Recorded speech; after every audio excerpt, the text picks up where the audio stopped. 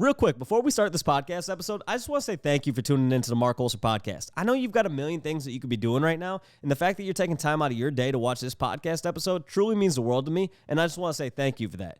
If you'd like to continue to support the podcast, right below this video, if you could hit the subscribe button, and then, hey, if you got some more time and you want to hit the download button, the comment button, the like button, the share button, any of those buttons, it's greatly, greatly appreciated. It helps for other people to find out about the podcast, and it helps for you to be notified about future episodes.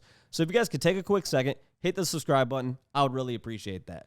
Outside of that, this episode and every other episode is brought to you guys by Roast Umber Coffee. As some of you guys know, I co-founded Roast Umber Coffee, and we have the greatest farmers in Guatemala and Honduras and the greatest roaster in Grand Rapids, Michigan, all to bring you guys the greatest cup of coffee possible. So if you'd like to try it out, go to our website, use the coupon code MARC30, and you're going to get 30% off your coffee. Now on to the episode. Thank you guys again for tuning in. Welcome to the Marc Colcer podcast.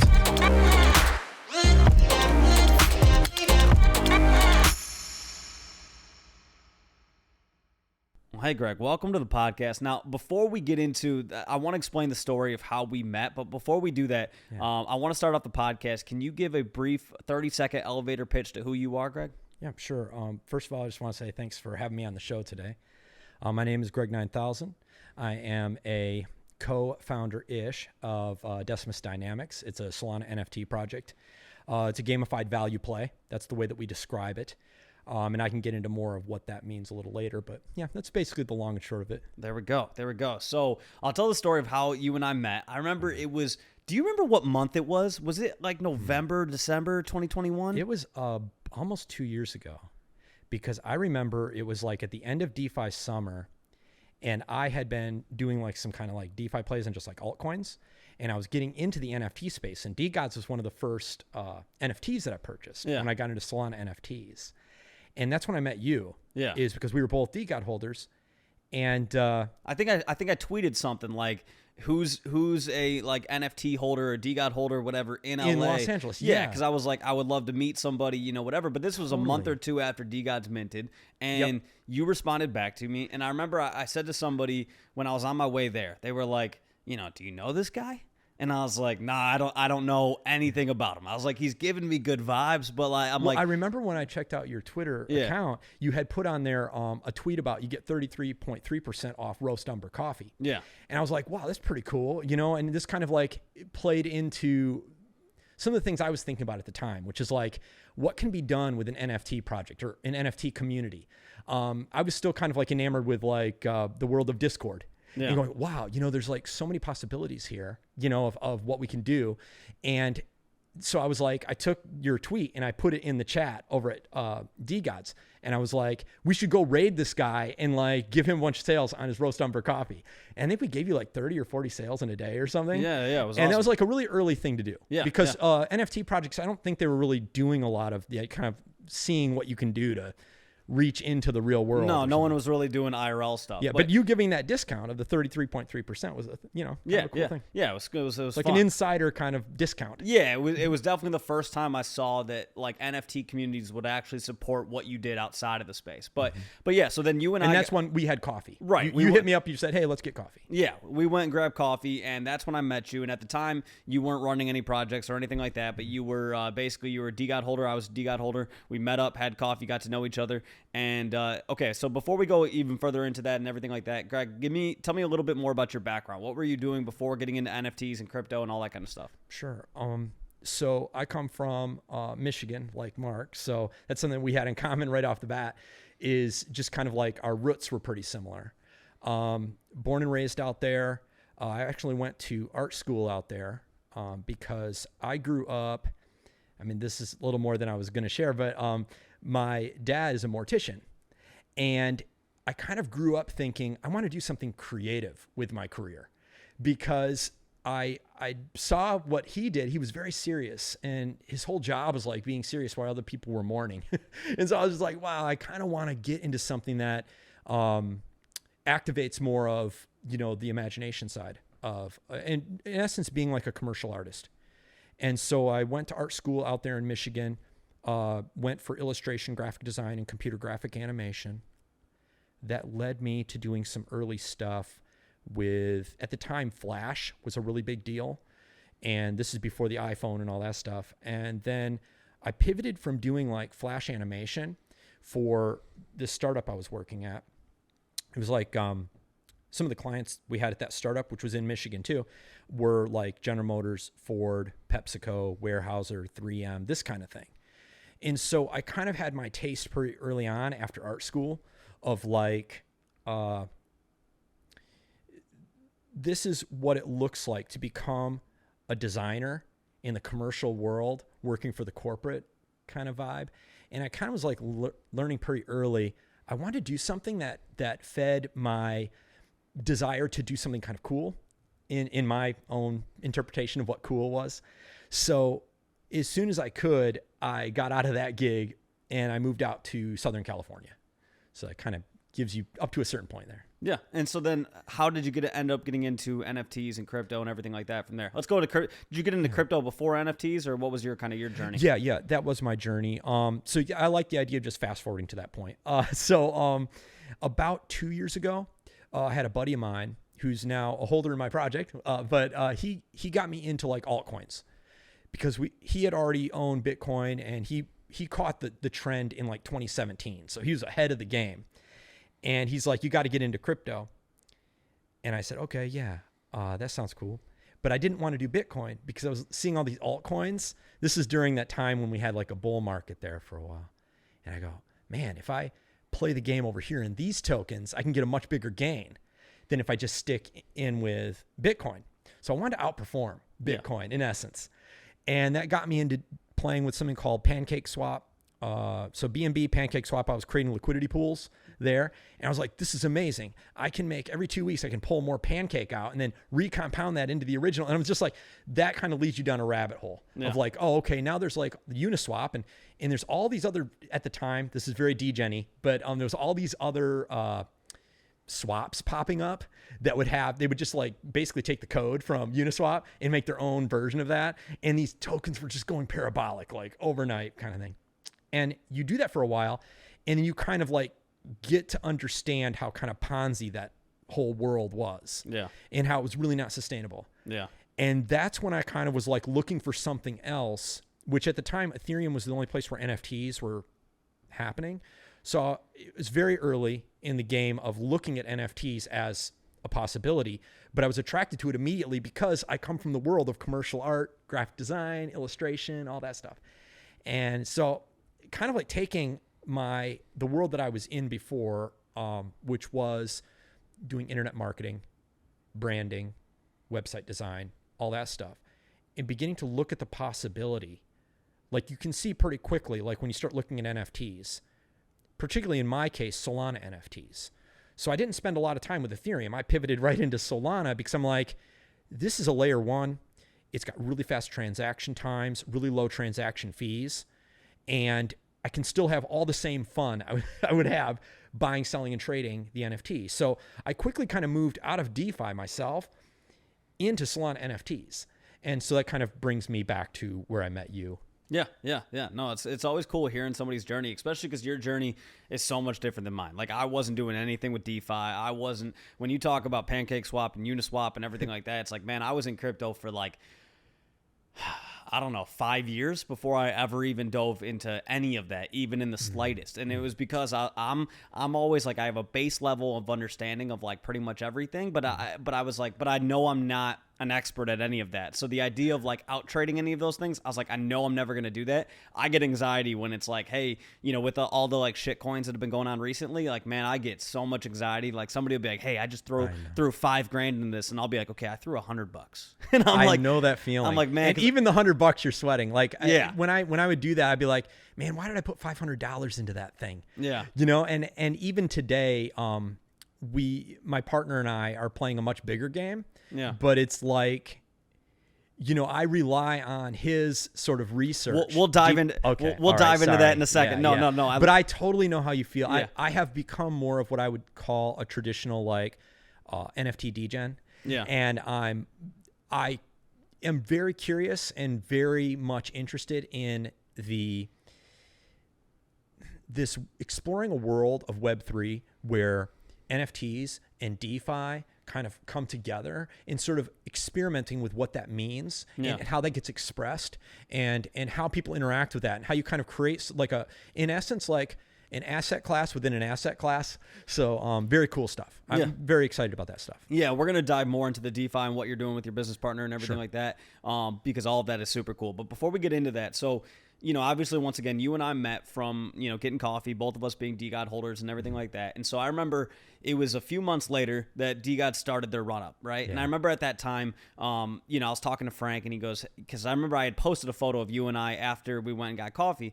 And Frank says to me, he's like, did you know Greg sold us DGODs? And I was like, oh, no. Because this is right after we started pumping, and I was like, oh, no. Like, it hurts my heart. And, like, I was like, man, and it took a minute for me to reach out because I felt so bad, and I also knew, like, I know how much, like, financial stuff can hurt people, and so it was like it sucked that you weren't along for the ride. But my question for you is, so because I think it's important to learn, in this whole NFT space, I have made so many bad trades. I've made a trillion bad trades, right? But what I try to do now is think back to my trades and ask myself, why didn't you pivot here? Why didn't you learn from this? And so that I can learn from it and move forward, right? Totally. And so, like, my experience with, like, ETH NFTs, I put a shit ton of money in January 2022, right after we met, right? Put a shit ton of money into ETH NFTs. I was up huge in the first, like, 3 days that I got into ETH NFTs. Like, stupid amounts of money. Like, money people make in a year, right? I took no profits, and I wrote all of that down, and I lost all my money on that. Like, so I round-tripped the hell out of it. Not even round-tripped it, because I didn't even get to where I was. I got way below it, right? Like, so I basically took, like, let's say a space shuttle from here to, like, the surface of the moon and then into the crater of the earth. Like, I mean, it's like I absolutely just terrible decisions I made, right? But now I think back to those, and I'm like, all right, let me learn from those. So for yourself, you had 4 DGODs when we met. Yeah. Why in hindsight did you sell your DGODs? Well, at the time I was just doing a lot of degen moves, and so I had joined this other project, thinking that the alpha, it was like gated alpha project. And at the time, like, as you know, it was in the bull market. Yeah. And there was a lot of projects popping up that were gated alpha. Yeah. And this is supposed to be like, when I got in there, like, all these guys were like making all these moves. And I'm like, wow, I'm making like a Solana or 2 Solana a day, like just flipping with these dudes over here. Okay. All right. This is what I got into NFTs for, right? I'll tell you what, this plays into this answer. Okay. I got into NFTs like a lot of people because I wanted to take my Solana, my liquid asset, I wanted to turn it into an illiquid asset, the JPEG, and I wanted to pour more liquid asset out of it later. That was a whole, it's kind of like calculus being made at the time, right? Because when I was pivoting from kind of just a whole bunch of tokens, playing a lot of different altcoins and that kind of thing, and trading Doge and all these things, when I got into Solana, I said, okay, this is what I'm going to do. I'm going to do some NFT stuff, but I'm also going to like lock up a certain amount of this Solana in staking. So I'm just making a little bit passively that way, right? So I looked at it. I researched like, okay, if I were to put up X amount of Solana, how much do I have to like make 1 Solana? Yeah. It took, when I was looking at the validators at the time, this is a year and a half ago, so I don't know what it would be today, but at the time it was like, it took 15 Solana locked up for a year to make 1 Solana with the validator. Oh, wow. I was like, yeah.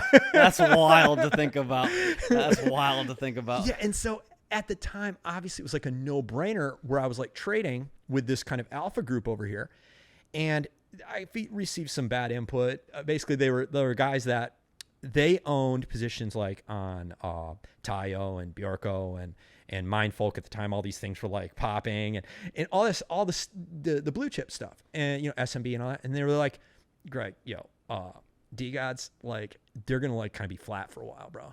So you could actually literally go move with us, trade, gain on it, and go back and buy one of those like in 3 months from now. And I was like, oh, maybe that's the play. So I mean, you make mistakes. Obviously, the move was try to outtrade the pump or outtrade the gain that DGODs was going to have by going over here and playing the game with these. Basically what you're doing is, it's a PvP game. I think it was Function that said that. It's like, when you're trading NFTs, you're looking for somebody else to be your exit liquidity, right? And I kind of fell into all that. And eventually, like, I can just say, like, selling those 4D gods at that time, you know, obviously there's like seller's remorse on that one, because everything I was in over here, that project that was supposed to be the next Bjork or whatever, it went to 1 sol. Yeah. It was like 13 when I bought in. This 1 sol was worth something. Yeah. And it went down so hard. And I was like, oh crap. Like, I made this move from the winner into this thing over here that was supposed to be a winner, and it went to be a loser. And one thing I was realizing during that time was, okay, I've officially become an underdog. You know, you can either like kind of see yourself as a victim, like, oh, woe is me. Yeah, I made these bad moves, right? Or you can just be like, okay, take a pause. What did I do there? You know, I made a mistake. Okay, I own the mistake I made. I did that. I sold those. Now, nobody else did that. What can I do now with the position I'm in right now to make a good move today? Yeah. And so this has kind of always been my way of viewing things, right? So even when that project went down, 2 of the guys I was trading with in that alpha group were starting Decimus Dynamics.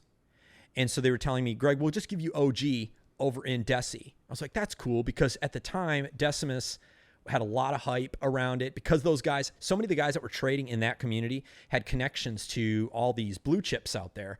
It brought a lot of attention and a lot of noise to Decimus. And I don't even think they had a white paper at the time they were getting all that hype. They did get a white paper eventually, and it did help the mint strong. You know, so it was like, it was 2 sol mint, I think. And then I got 4 of them. And within a couple of days, it went to like 9 or 10 sol floor. I'm like, yes, I did it. Okay, I lost out on all these deals over here. I missed the pump on that one over there. I basically have gotten rugged 3 or 4 or 5 times. this, you know. And then I go, but finally, I'm in a pretty decent one, right? And then within 2 weeks on Decimus Dynamics, you know, I decided I'm going to do strategy. I'll be the strategy guy at Decimus. So I was on the team, and we had a whole bunch of team members, and the artist was also a partner. He had brought in a dev that was working on our expedition platform at the time, which was, at the time, it was just like fancy staking. It was like locked staking, 30 days and 60 days locked staking. So our expeditions has completely changed since that time. But he brought in this dev to do all that work for us, and he got access to our keys to some wallets. And he did the same thing to Project Paradise and like several other projects that guy had brought in that dude in on. And so in one day, a whole bunch of projects got their LPs rugged that were backing their tokens. And Decimus was just one of them. Damn. And that happened within 2 weeks of our mint. And so I watched Decimus, the token. Hey, credit to my partner, my now partner. He turned around. They killed that first token. They killed the first platform because they had to lock that down. They started a new token, the Dead's token, which is our token today, kind of like our meme token. It's like our Doge. And then he immediately put money behind that into the LP. So to his credit, even though there was this rug of, I think it was around $30,000, he turned around, spun up another token. We got staking going immediately as fast as possible, tried to instill some confidence in the community, and then he put another 40K into the new LP. You know, I mean, this is at a time when, I should preface this, Sol was worth a good amount at that time. Yeah, this is back when Sol was $200 or close to. Yeah. Exactly. This is right at the same time that OK Bears minted. Okay, so within 2 weeks of OK Bears mint, ours minted. So you can kind of understand the sentiment that was happening at the time. A lot of ETH money was flowing into Sol, and it was looking for places to go. It was looking for things to pump, you know? So we did catch a little bit of that sort of like sentiment, that positive sentiment right off mint. But once we went through that rug moment there was a lot of suspicion of insider, team member, this, that, and the other.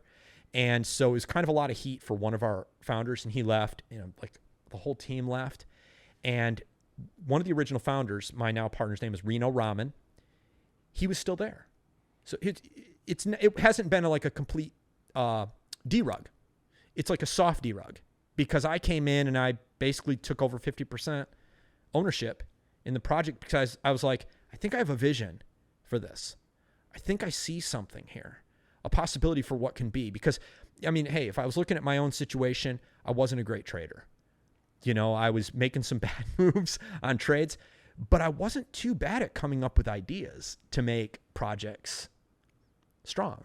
You know, like, yeah. from that perspective. Yeah, and that's so I want to point out two things about that. So one, the part about it that I think is interesting is that I think when a lot of people are looking at NFTs as essentially like shit coins and kind of going, okay, well, I think this one's going to pump, so I'm going to buy it now and then I'm going to flip it here, yada, yada, yada.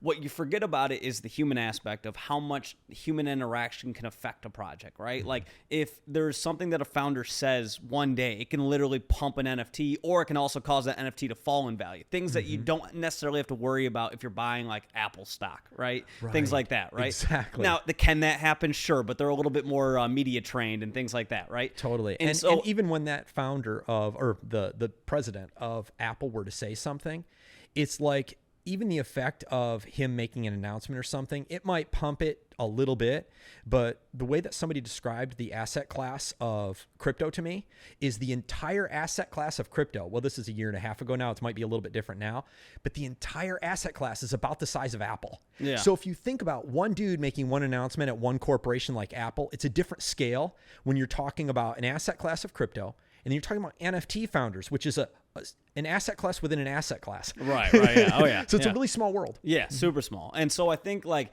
you know, one of the reasons why I wanted to start the podcast was because of stuff like that, because I was like, I want to know, you know, I've been rugged so many times and I've had so many shitty projects that I've put money into and everything like that. I just want to know what motivates these people. Like that was literally it. And so, you know, when I had Frank on, I kind of thought to myself, like, hey, maybe he's just the norm. Like, maybe this is like, and that's why I didn't go, like, that's one of the biggest questions I get all the time is like, why didn't you buy a ton of DGods if like you had this conversation with Frank and then like you put it out, DGods pumped, and I was like, man, I didn't know that was like not the norm. I thought like, hey, maybe every NFT project founder is just super, super smart. Like I didn't know. I was a little naive at the time, right? And so, but that was my reason for wanting to have those conversations. I wanted to know what motivated somebody, what was their goal with the NFT project, because that then told me. I feel like that resonates with me because, you know, the way I was looking at it was I had a little bit too much trust early on in founders that were starting NFT projects. My assumption was each one of these people wants their NFT project to do well.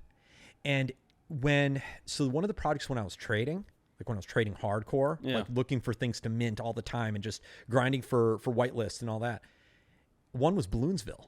Yeah. And I mean, they've since tried to do a recovery and they've done this, that, and the other. And then they literally Magic Eden got involved in that one to derug it, right? Yeah.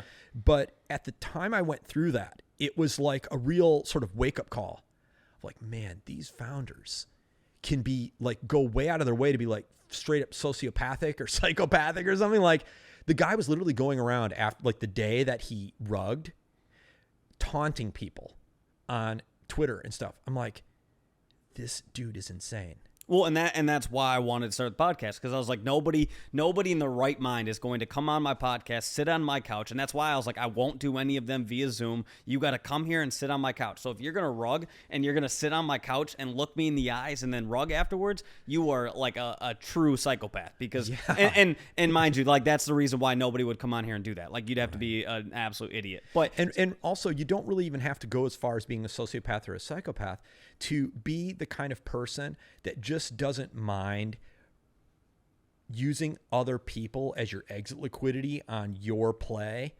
And in essence, you don't even like, there's people that will be dishonest to trick somebody else into making a move so they can exit, or so, you know, it's just like kind of like an ugly, nasty kind of play that you can kind of see happening out there. And so when I found myself kind of pivoting from, being more of a trader into saying, I'm just going to like focus on Decimus and see what I can do with a project. I'm going to see if I was a founder, what could I do to maybe learn some lessons from what these other founders are doing or what other projects are doing or what other NFT traders are doing? And how can I apply those lessons in a way that brings real value to a project, build something towards something sustainable? What does that look like for an NFT project? Because so many projects, they don't look like, well, sometimes you can even tell early on that they're not going to be sustainable. Yeah. But some, they have all the best intentions.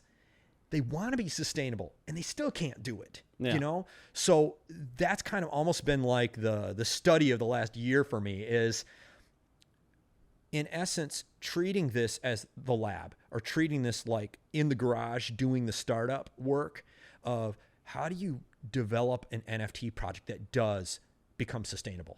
How do you, in essence, reach escape velocity? Yeah. And I think there's some projects, obviously, we can talk about that did reach that escape velocity or super success level, right? So almost like backwards engineering that. 100%. And I think, and that's why what I've always enjoyed about you is the level of give a shit that you have. Like I want to just tell everybody this about like what I'm used to when it comes to these podcasts and then what I've experienced with Greg, right? So Greg and I, started talking about this podcast a few weeks ago. We had to delay it a few times because there were some things on my end that I needed to reschedule for. But Greg, like first off, putting together like documents on like the podcast and like, hey, here are some subjects that I think would be great, yada, yada, yada. But his attention to detail on all of that was crazy. And his passion, I could tell how passionate he was. And that's what I enjoy about you as a person is you're super passionate. Then you get here today and you walk up and you've got these boxes and I'm like, the fuck are these? Like, what is this? And then he started pulling out these different things. Like behind you, we've got your actual Decimus Dynamic. We've got my the PSP back there. We got the logo for Deci. Logo redesign I did myself. So,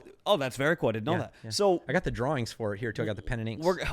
I won't show you though. We're gonna get into all of that. But okay. but the thing about Greg was that I was like, man, that level of give a shit. Like you pulled up with these boards for your staking, and we'll get into that. And I was like, dude, no one has done that. And so I was like, Greg, I just got to say, I appreciate that. Like it is.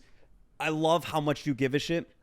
And that's how we move this space forward is by having people who genuinely really care about the success of their project, about the success of the space, everything like that. Yeah, totally. And that's one thing I definitely know about you, and I respect that about you. Kind of dovetail off from what you're saying there. Thank you for that compliment, by the way. I think that when an NFT project is doing it right, they're providing a way for their holders to enjoy the process. The way I heard it described by a dude that's in a band, Josh Homme of Queens of the Stone Age, he said, I'm chasing a good feeling. And like, if you're doing that in bands and stuff, I'm like, yeah, I kind of feel that way about the world of Web3 and NFT. I feel like I'm chasing a good feeling. And the other reason why I'm here is I did want to turn my liquid asset into more liquid asset by using an illiquid asset in between. Yeah. That's fascinating to me, right? And so, in essence, my NFT project is an expression of what that looks like in practice. And I think any good NFT project should be trying to do those two things. And in essence, that is what I have conviction for. If I have a conviction, it's to explore what's possible in Web3, to provide an avenue for what I would call like tech entrepreneurship, moving from Web 2 into Web 3, right? And what does that lane look like? I feel like we're forming it. I feel like we're both really early. You and I here, Michigan guys in Los Angeles, California, are early to this game of expressing or discovering what's possible for NFTs, for crypto, for DeFi, and, what does that become for the next level of tech entrepreneurship? Okay, so Greg, so I want to get further into Deci. So once again, so Decimus Dynamics, the whole reason you got involved was basically you had minted the project, and then as everything happened with the LP and it getting drained and everything like that, some team members leave. Your main co-founder still stays on. Mm-hmm. You come on board. You take on 50% of the project and everything like that. What about Decimus Dynamics made you want to get that involved when there could have been a number of projects that you got involved with at the time? This is a really good question. I'll tell you what it was. I was looking at their white paper, and they had a few cues on there that a couple of the things were already obsolete, which was like their idea of how they were going to approach Expedition platform, because that was basically destroyed by this dishonest dev. But they also had a silhouette drawing of a mobile fortress in the white paper, the original white paper. And they only had vague ideas of what they were going to do with it. And then they had this other idea of using like a map, like a 3D map, almost like Civilization 5, and moving through the map and the roadmap through this idea. And I was like, this is interesting. This is really cool stuff. And I was looking at the quantity. They had 4,000 NFTs in the collection. And then the clincher for me was talking with my now partner, Reno. And he said to me, look, if the floor is low on Decimus, it doesn't matter. I said, what? It doesn't matter. The floor, I care, about that. He goes, we took about 30% of the original mint, and this is when, 4,000 at a 2-sol mint when Solana was worth quite a bit. Yeah. We were rugged out of a certain amount of that budget, but we still had a considerable amount that basically got pulled, turned into USDC and put to work in a portfolio of DeFi plays. And he was managing those every month. And in essence, multiplying them, compounding and moving and doing all the things that you do to like make those successful. And I was like, well, this is interesting. It's Decimus Dynamics Inc. is successful with or without, like we didn't even need royalties before they took royalties away from us. So I was like, so we're paying our bills every month and we're still in a surplus. We're basically growing the treasury. This is wild. And our holders at the time, by the way, we were getting a lot of pressure and a lot of FUD at the time. So I was basically a FUD fighter for like 3, 4, 5 months. And they were coming in and saying things like, put more of that that you're making back into the pool. And at that time, my partner was saying, no, that's it. We're done. We put the money that we were going to put into the LP to back the token. That's done. We're going to do something different. And that's when I started talking with him. This is when I was a strategist, so I didn't have 50% of the project yet. And I started talking to him about what's possible. I said, can we take the net earnings on these DeFi plays and can we airdrop them back to our holders? And he goes, yeah, but we got a quantity of 4,000 NFTs in the collection. And if we do that, it's just going to not be worth anything. The amount is going to be so small, no one's going to be interested. I said, okay, that's a challenge. And then I go, and then he goes, also, we need a certain amount of time for these to mature. DeFi plays for people that are NFT degens out there and everything.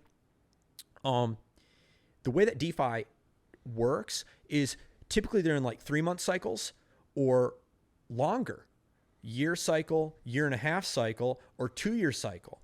There are some plays we're in today that mature in 10 days or in 1 month, but those are typically like trading bots or like private pools that we're invited to. And so this, in essence, and we can get to this a little later, but basically we have a portfolio of basically medium, some high risk, but mostly medium risk plays that we're in. Things that are just kind of like returning, right? And they're returning pretty consistently month to month to month, even through the bear. And what that allowed us to do is build a project where we're able to pull out a consistent amount or a relatively consistent amount and airdrop that to our holders for engaging in our gamification. We have a gamified value play. And so that was really what got me thinking about Decimus, separate from the way I was thinking about maybe 10 other projects that I held that were already down bad as well. So many projects get down bad so fast, right? But when I was looking at Decimus, I was like, okay, taking the original white paper, I think I can do some of these things. I can deliver on some of these things. And I can connect it to the wins through the DeFi. And I didn't know even how to do it at the time yet, right? But that kind of was my motivator to basically write a letter to my guys and just say, hey, this other guy's losing interest in the project now. I want 50% of the project. I want his 50%. And I'm going to work with Reno. And he and I are going to move forward with this.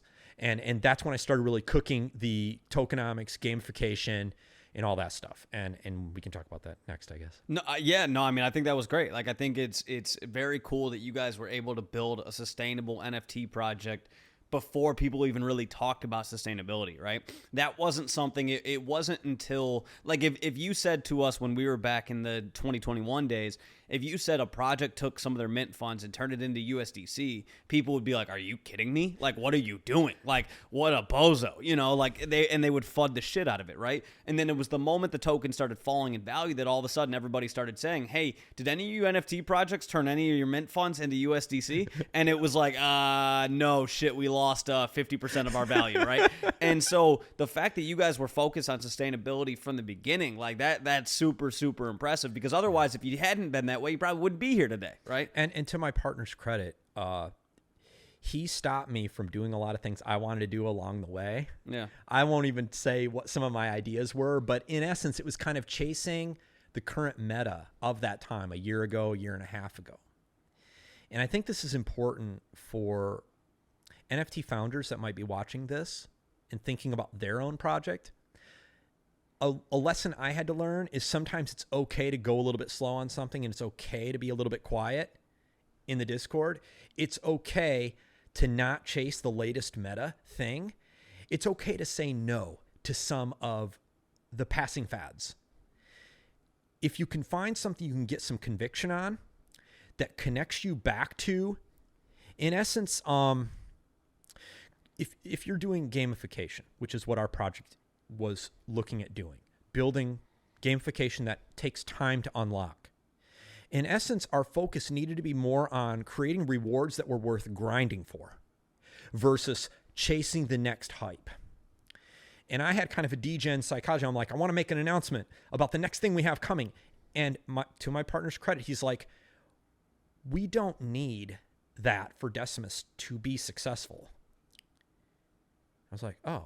He goes, we're already successful. I'm like, oh. He's like, we're growing the treasury. Don't worry about it. I was like, okay. So it almost like took the pressure off from me. Like when I was coming up with my gamification and my tokenomics. And by the way, I have to mention a third guy in this whole scenario. His name is Louis NFT. He came in and he helped me with strategy and gamification and tokenomics. Without him, I don't know if I would have been able to figure it all out. Yeah. Right. And he actually works with a crew called dgen Labs. Shout out to dgen Labs. Those guys are awesome.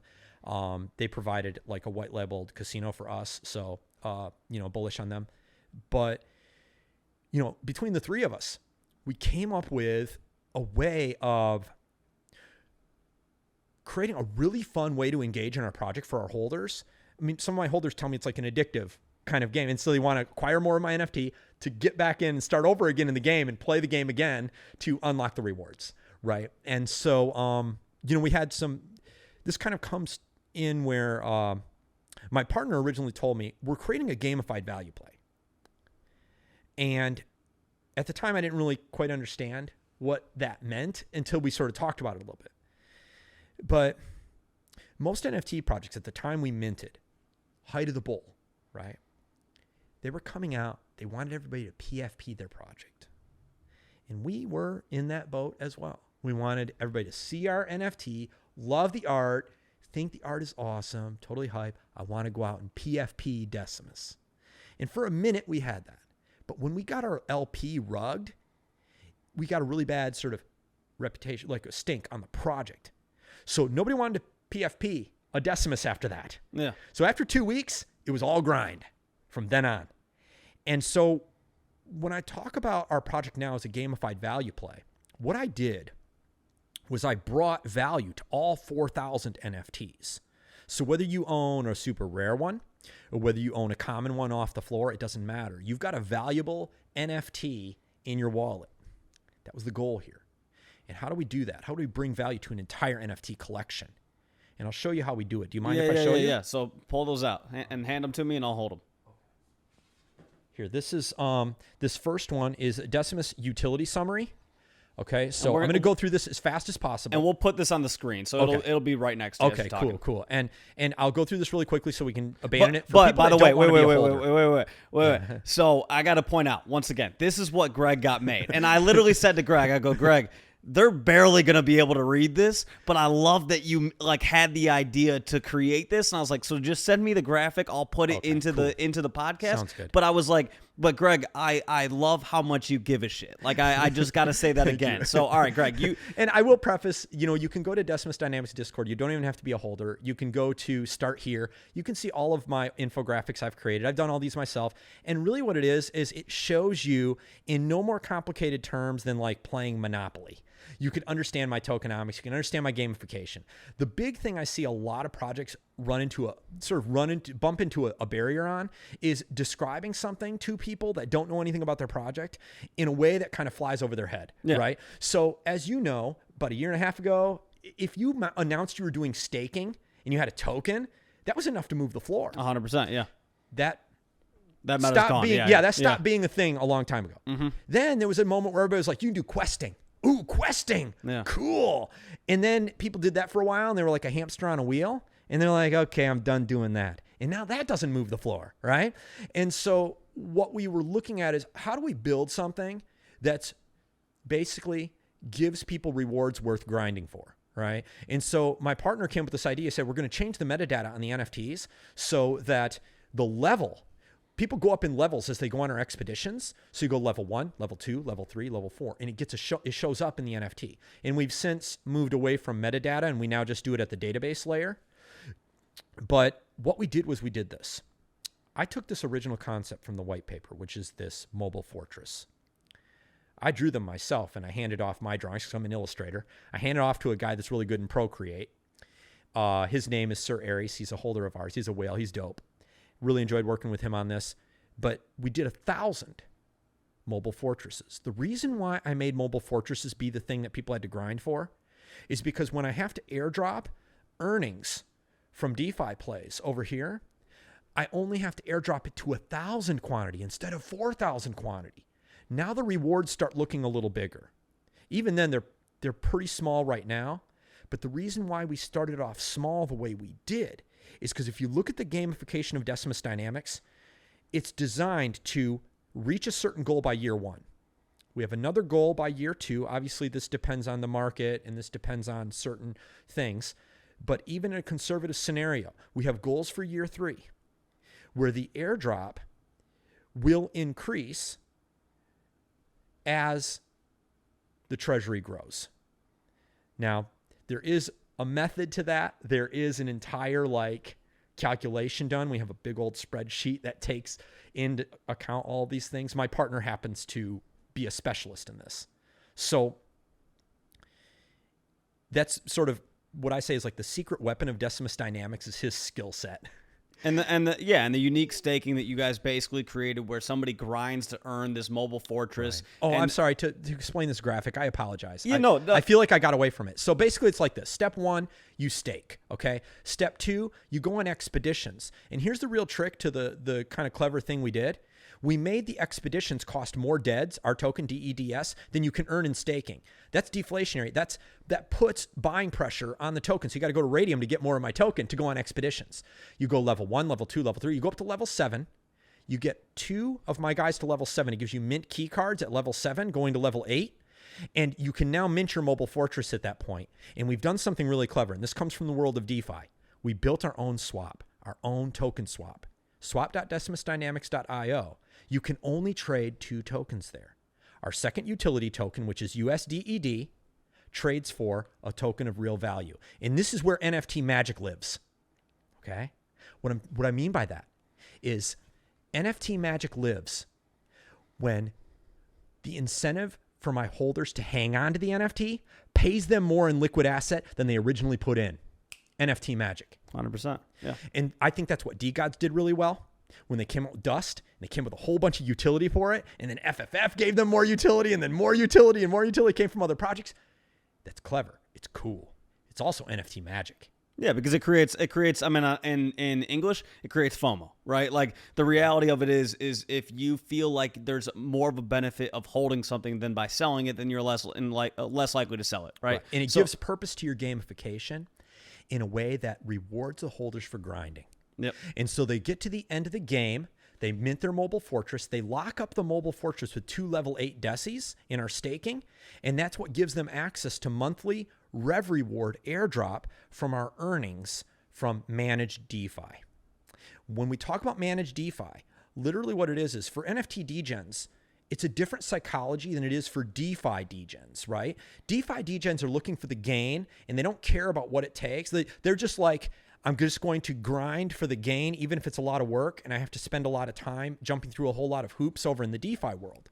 Whereas NFT people really enjoy engaging in the community, the Discord, the fun comes from so many different places for them, right? Gaining the NFT is sort of access to that fun, that access to that chasing the good feeling. Whereas DeFi, sometimes the same person exists in both DeFi and NFT, but oftentimes you have 2 different psychologies.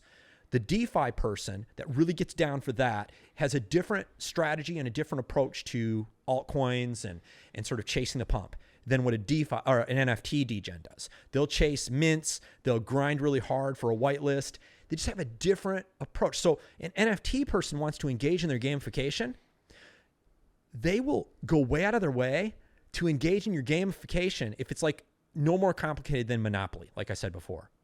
if you keep it as simple as like reading a deed in Monopoly, that's dope, in my opinion. And I am an NFT degen myself.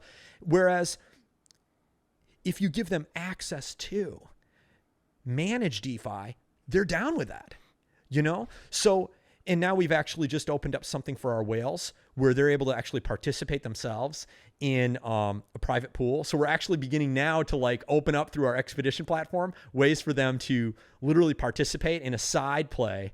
It's really kind of cool. I don't want to get too far into the detail on all that because I feel like I'm getting down the rabbit hole, but basically it allows us to do things with an NFT project that prepares us to do some really dope Web3 startup innovation. Yeah, no, it's very, very cool. Very cool. So here's where I want to pivot to from here, Greg. Okay. So what projects right now are you currently most inspired by in the space? We talk about, you know, the metas in the space have shifted. There's, you know, the projects that were killing it a year and a half ago. Some of them are still killing it. Some of them are not. But what projects currently are most inspiring you? Okay, so this does kind of change, you know, over time, right? A year ago, I might have said a different batch. So this will be like a time capsule of the projects I'm looking at that I'm sort of looking up to. I really like Blocksmith Labs. I like what they've got coming with Migos. Still hold my gold skin, so I'm going to like chill with that guy. Famous Fox Fed. They to me are a role model for what's possible in like when a project is run by somebody that's got like a good handle on creating a balance of cool art upgrade, tying that together with a gamification token, really cool utility, even for people outside of the project that serves people that way, right? Which also gets them the respect, right? Like when because I think a lot of times when people build, and I get why people do this, but when you build things only for your holders, then a lot of people in the NFT space just never find out about it, right? And so Famous Fox is one of the greatest examples of like building something where everybody in the space has used something they've built at some point, and so therefore you have respect for the team whether you're a holder or not, right? Right. And there's several other projects I'm looking at right now that sort of like, to me, have got good potential or they are on their way and they've set a good standard. I like Mad Lads. I like Heist. I like Honeyland. There are projects that, you know, they're sort of setting that standard for what's possible, kind of moving into that lane, you know? So these are things that I'm sort of looking at and just going, okay, I got to respect, you know, got to give some respect to those projects. So next, Greg, I want to pivot to, you kept, when we were talking before the podcast, you kept bringing up this term long game meta. So explain to me what you mean by that. Okay. So really simply, long game meta, when I'm describing it to people that have never heard of what I'm doing before, I looked at what all these projects have been doing for the last year. There was a time when a whole bunch of meta was hitting. For a minute, you'd have like a month of like total hype on a meta and it would fade out. Right? Or you would see it work for a while. Or here, I'll give you a perfect example. There would be one meta that DeGods came out with, which was the art upgrade, right? To Dead Gods. And you'd see all these projects months later trying to play the same game. And it was coming out to diminishing effect, right? They weren't getting the same result that DeGods did with it, right? When you hit the beach first, you gobble up all the gold coins. If you're one of the also-rans that's hanging behind and you're not innovating in your own way, then you're like repeating a meta that doesn't have the, people are like, you'll have maybe a pump on the ride up to something like an art upgrade, but art upgrade in and of itself is going to fall flat afterwards. 100%. In the current landscape we're in. Yeah. There was a time when it worked. Now it doesn't work as much, right?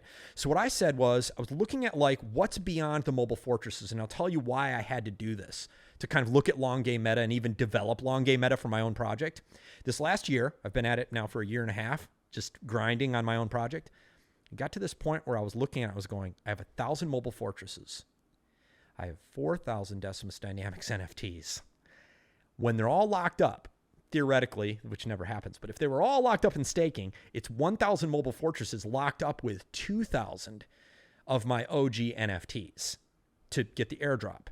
That means I got 2,000 NFTs in the wind. These guys aren't worth crap anymore after we mint out the mobile fortresses. We're about halfway through the slow mint on the mobile fortresses right now. So I go, I've got to give purpose to these other 2,000 NFTs. So I was kind of like had a fire lit under my ass to do something dope. I go, okay, we've already, and at the time, my partner and I were looking at a whole bunch of different asset classes to kind of like move into from here. So we're doing DeFi. We're rewarding our holders there with earnings that are airdropped. That's happened. If you make it there, you won the game. The first leg of our game, and here I can share this with you right here if it's okay. Yeah. This, do you want me to hold it? I can hold it. I'll hold it. Okay. Because I'm going to put it anyway right next to Okay. All right. So this right here is my long game meta. If you look at the first kind of top left area, this is the first year of our gamification. That's 2,000 level 8 decis tied up with 1,000 mobile fortresses. That's what I call supply shock number 1. Okay. Now, my holders grind to that level. They're all having a good time. But of course, like I said, there's going to be 2,000, roughly 2,000, maybe not quite that many NFTs still needing a purpose. So my partner and I identified another asset class that we're going to unlock with a true Gen 2 collection. This is going to be another 4,000 NFTs. Look down to the bottom right. You're going to see we're going to go on a journey now that takes us from level 8 to level 10 to level 12 to level 14. And we go into what I call supply shock number 2. And the way that I do that is this. I take what would have been dead meta up till now, which is the art upgrade. I go, I'm going to give people dope PFPs. I'm going to take the Decimus Dynamics PFP and I'm going to do what BSL did. We're going to go to a whole nother level of art because I'm an illustrator. If there's any secret weapon coming from my angle, it's my creativity when it comes to startup creativity and being an illustrator and graphic designer. So what I did was I said, okay, I'm going to do an art upgrade, but it's going to be a utility upgrade as well. And that is going to give people the opportunity as they grind to level 14 and keep unlocking a trait shop and then a mobile game, which we're going to release later this year. We get into early 2024. This is the long game meta right here. Okay. This is stacking meta to get to something of greater reward down the road. Okay. This unlocks the next round of rev reward. So all the people that missed the mobile fortresses still have a chance to access rev reward from our OG NFT collection. But now the OGs, the 2,000 there, lock up with 2 of the next gen collection. So there's 4,000 of those guys that lock up with 2,000 of these guys here. That's why I say there's 2 different supply shocks. Supply shock 1, supply shock 2. This means I give people a reason to not list any of my NFTs. They have a reason not to list the mobile fortresses. They have a reason not to list my entire OG collection. They have a reason not to list the new collection that comes out 4,000 later this year. So what I've done is I have designed an NFT project that motivates my holders to be a holder, to out-earn long-term in the long play on what they originally put in initially. NFT magic.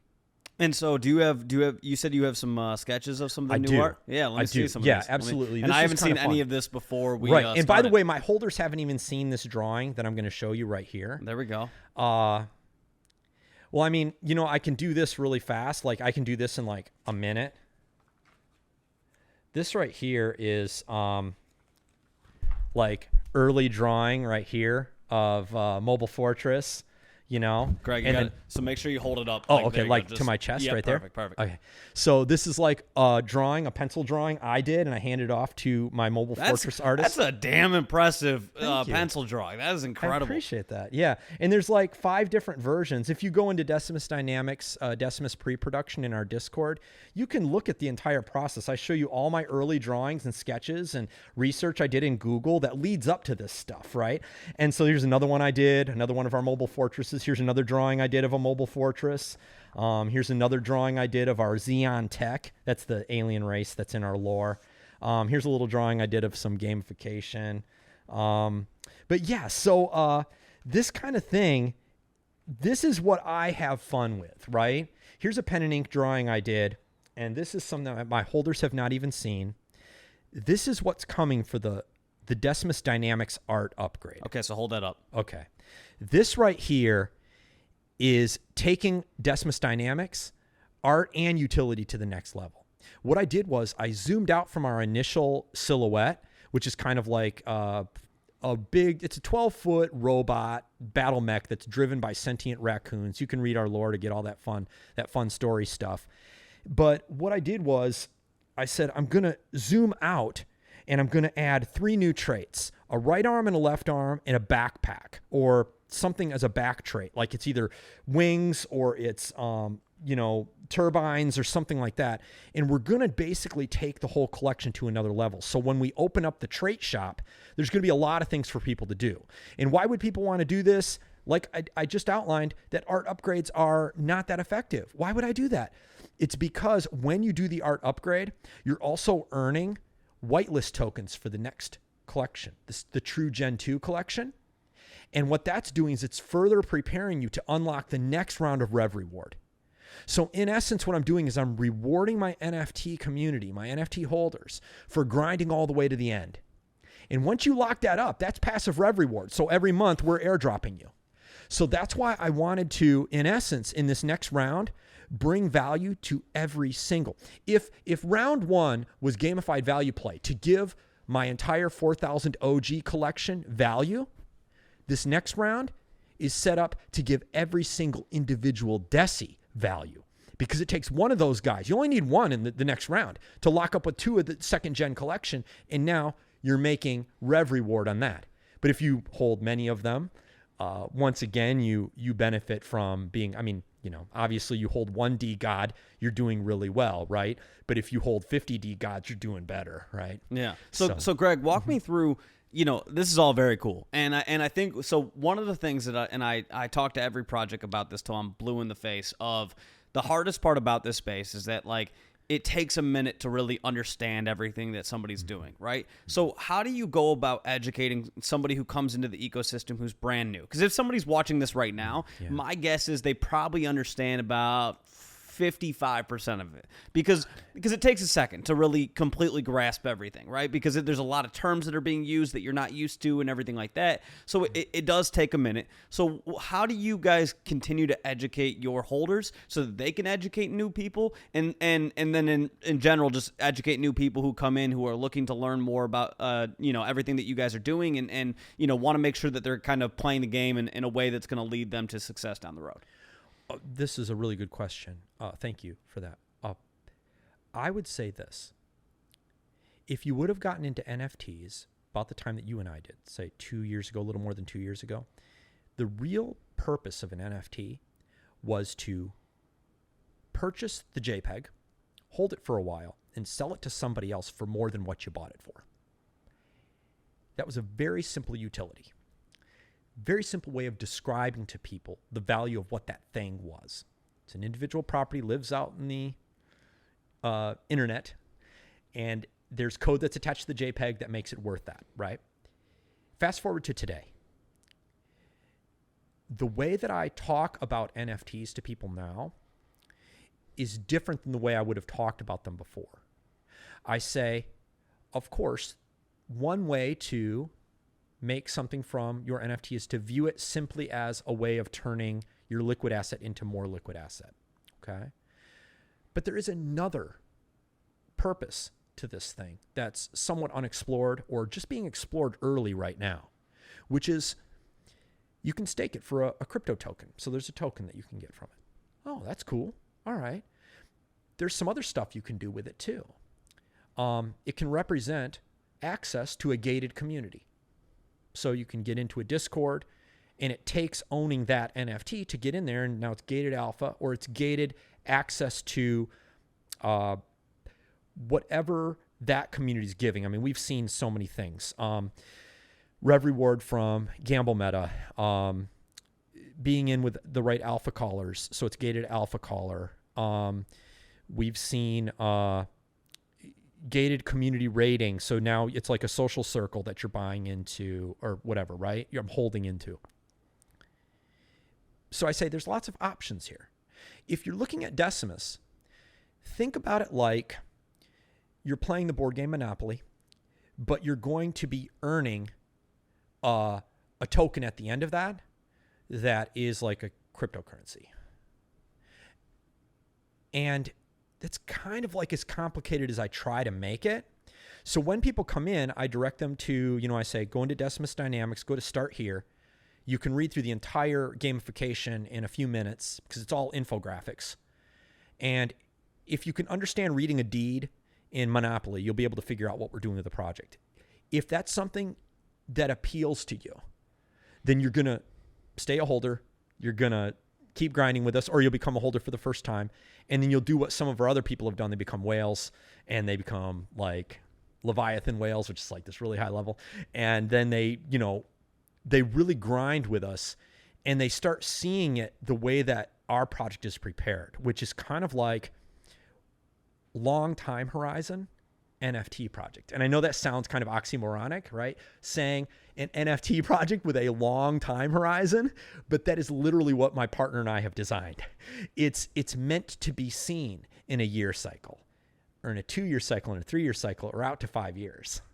And so the things that I'm thinking about now actually reach beyond my 2-year, like 2024 is when we've kind of gone through this long game meta that's the extended roadmap. But I have ideas for what goes beyond that. So let's talk about that, Greg. Okay. So let's get into like where in a perfect world, and I say this knowing that like the NFT space moves super quick. So to be honest, like I'm always hesitant to ask people like, where do you want to see your project like 2 years from now? Because the odds of them actually doing something, 2 years from now that they think, today, it's like the odds of that are so low because once again, the space moves quickly. You have to pivot and adjust with that. But walk me through in terms of like in a perfect world, 2 years from now, what do you want Decimus Dynamics to be doing? What do you want? Like, what is the goal long term? Okay. This is really good. This gets me into, like where I see, okay, I'm going to take a step back.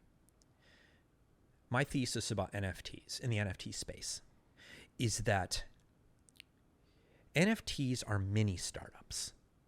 Each NFT project is like a pre-startup.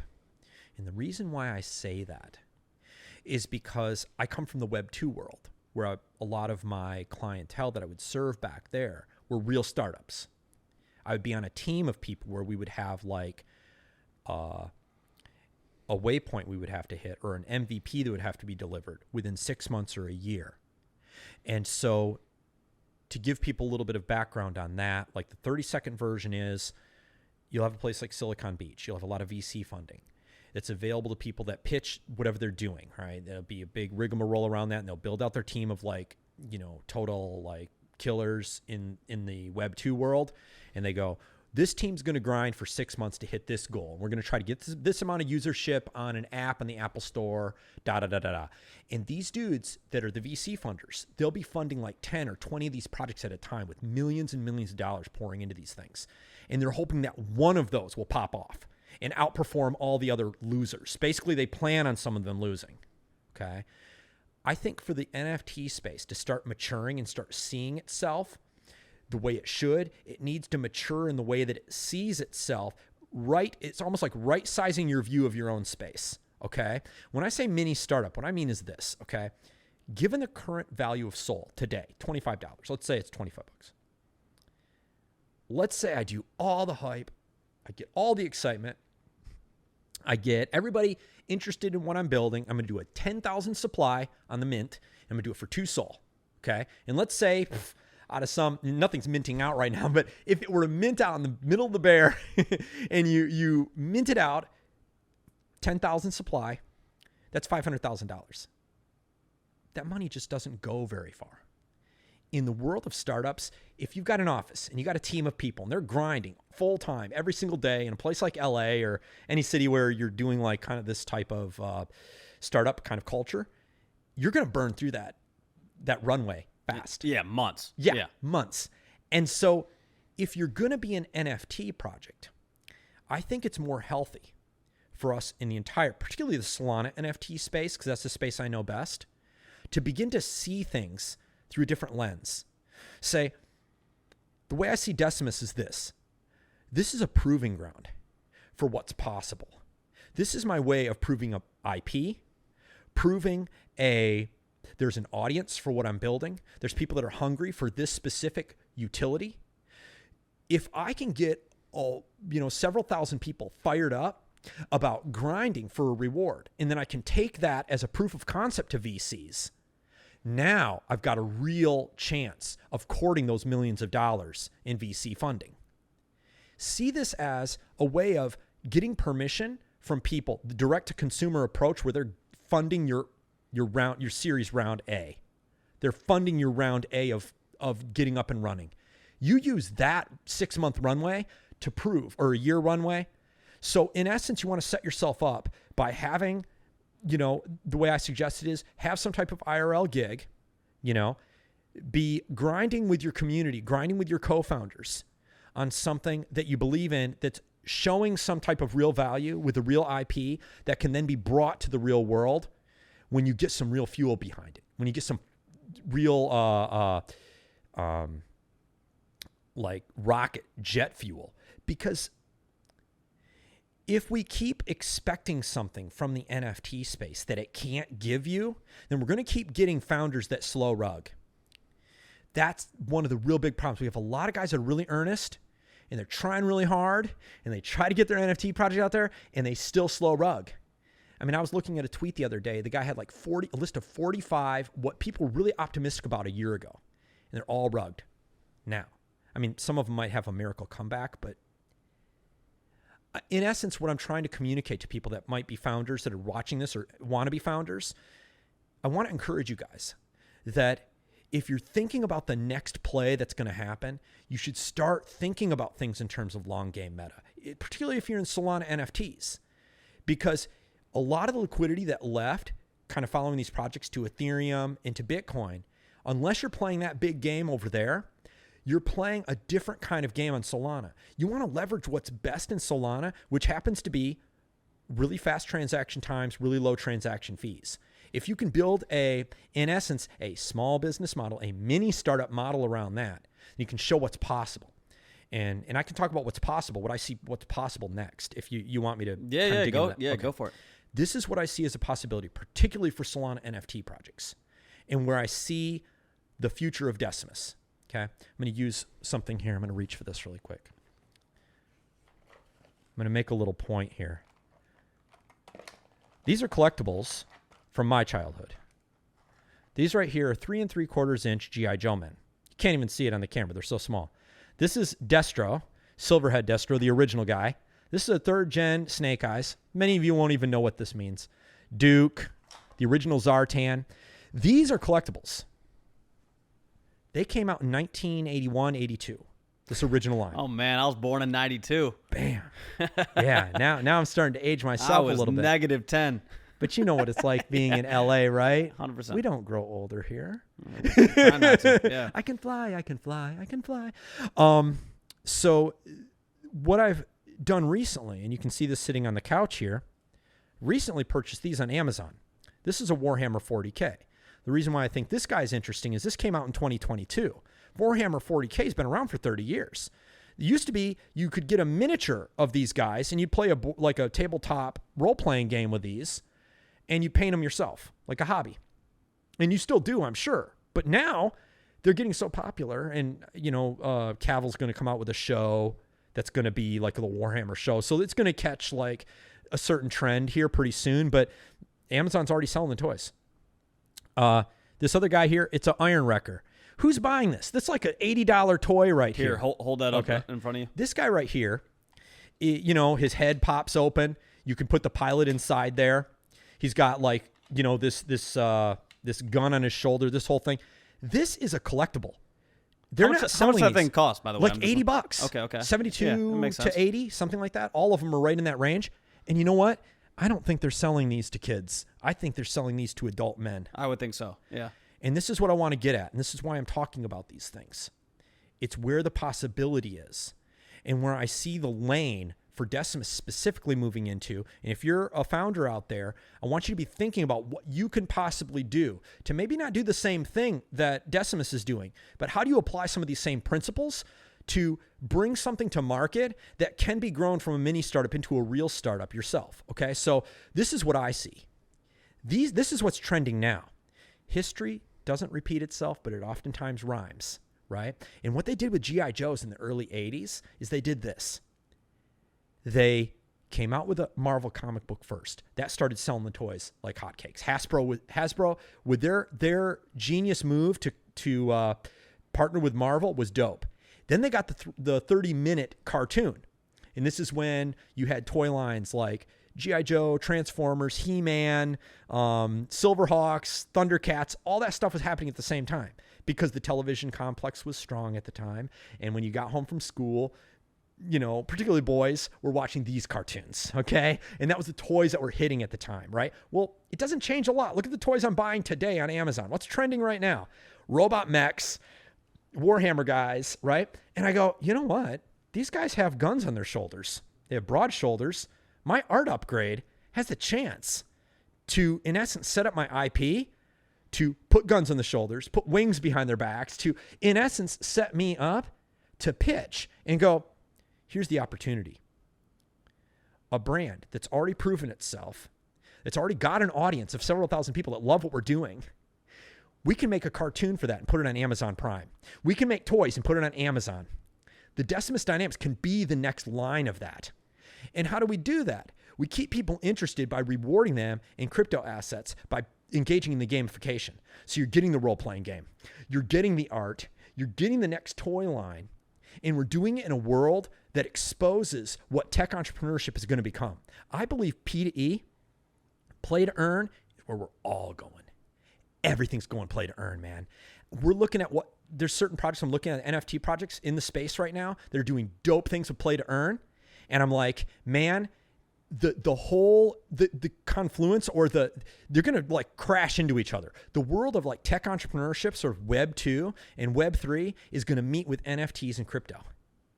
And this is what I'm preparing my project for now. So beyond the long game meta, there's a whole nother thing we're doing. I think there's a whole nother play possible.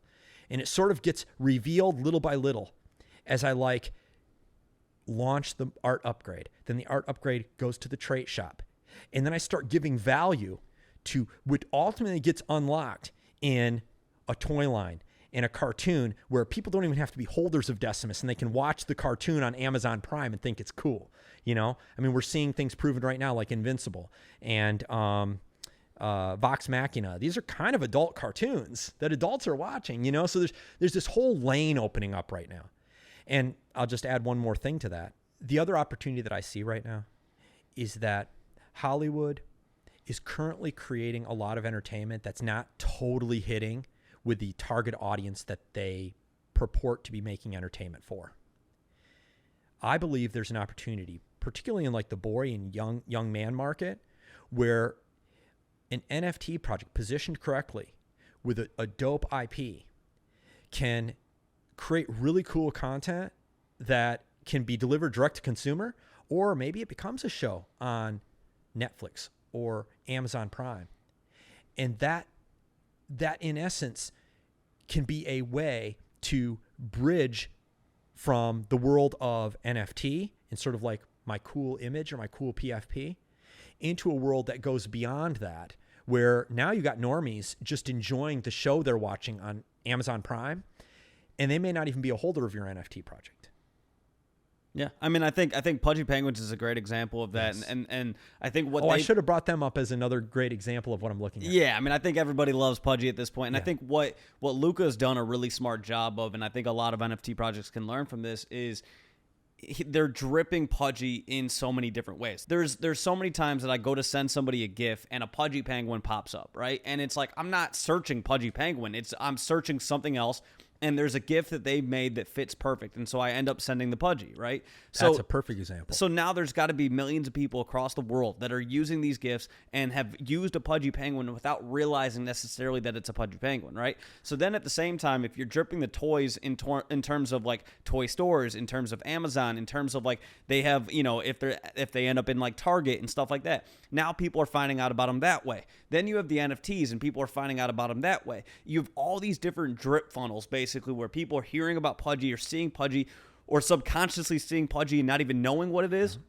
And over that, you end up building this audience that ends up saying, hey, I know what that is. I may not know the whole story of it, but I know what that is, right? And they may be at a point where the NFT is so valuable that the person just coming into NFTs may not even want to buy that one because it's out of reach, but they have in the back of their mind, based on like growing up with a Pudgy, right, or seeing it for the last 3 years, the impression again and again, more and more impressions, right?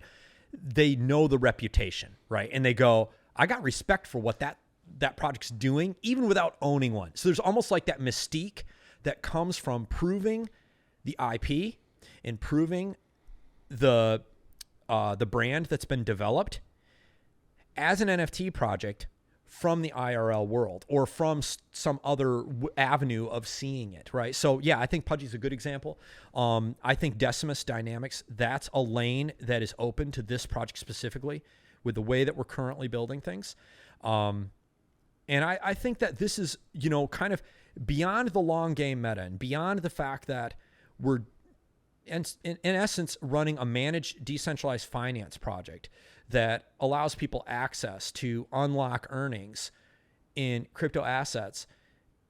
Apart from that, there's this whole other world of exploration, particularly around mobile games and experimenting with what you're saying, like animated GIFs, cartoons, that whole world. Yeah, completely agree. So here's where I want to wrap this up, Greg. So for people who are watching this right now, one simple question: why should they be bullish on everything that you and the team are building and everything like that? The long game, all the different, staking dynamics and everything like that you guys are doing. Why should somebody be bullish on you guys? Well, I would say Decimus Dynamics, the way that it's been built, it came out during the bull. We have literally built nonstop for a year throughout the entire bear. I've been through several development teams. One rugged, another one left. We had to replace some that weren't competent enough to do what we needed to get done. We are basically stalwarts. We are grinding for a purpose beyond the NFT project itself. We have a conviction about where startup meta is going. We have a conviction about where Web 2 becomes Web 3. So the NFT project is a vehicle for the conviction that me and my team hold. And beyond that, I guess I would say the team members that I've cultivated in my project, we come from different disciplines, right? The same way you might say like a great band. Everybody's doing different things in the great band, and you know each individual character, right? Like Nirvana or Beatles or whatever, right? Like Nirvana, Chris Novocelic's doing something very different than what Kurt Cobain's doing, which is very different from what Dave Grohl was doing. But if you isolated any one of those three tracks, you'd be like, that guy's awesome, right? But when they all play together, they have a common cause. And that common cause is awesome to listen to. And similarly, I have kind of a very specific approach to looking at how to run an NFT project. So you'll see me in the Discord running the project myself, answering tickets, getting involved, talking to my community. Whereas my partner is cultivating the treasury value around the decentralized finance. And then my tokenomics expert and gamification, Louis, is just keeping the beat on the drums. And it's like you kind of see this kind of working together. I would say if you're like an NFT project out there, I'll just say this really quick, you want to cultivate a team of people that come from different disciplines. It's a good thing. You know, if everybody's got the same skill set as founders or of your team, then that can work against you to some extent. You want to kind of find a way that you find a common cause between people of different disciplines. And Decimus has that. So I would say that's kind of like the earmarks I'm saying you want to be looking for, and why you might want to take a look at Decimus a year and a half after mint, you know? Still here, still sustaining. And you and I, you know, a couple of guys from Michigan, we made it all the way out here to LA, you know? 100%. So Greg, drop your socials. Where can people find you? Okay. You can find me. I'm Greg_9000 on Twitter. You can find Decimus Dynamics, Decimus Dynamic without the S, on Twitter, and you can check us out on Discord. Actually, if you go to our Twitter account, there'll be a link over to our Discord. I was going to say, and all those links will be in the bio or in the description. But Greg, I appreciate you coming on. And I also I just want to say again, I appreciate you getting together with me back in whatever it was, like November, December 2021. Who knew that we'd both be in the position that we're in today? I don't think either of us, if you asked us back then if we thought we'd be doing what we're doing right now, I don't think we would have said yes to that. You weren't even doing like podcast for NFT space. No, and I wasn't even doing video for podcasts at that point. Like I was doing only audio. Like so, it's been cool for me to watch you kind of grow over this last year, two years. So yeah, and I want to say thank you to have me on the show and for your advice on like kind of preparing me for this show and kind of like getting everything ready and everything. So yeah, it's been really cool being on your show. We'll run it back again, like probably when I have my collection 2 come out. Yeah. I'll come back and we'll kind of talk about all the things that have transpired and grown. 100%. Well, hey, Greg, appreciate you. Yeah. Everybody else, appreciate you guys tuning in, and we'll chat with you guys soon. See you guys. See you.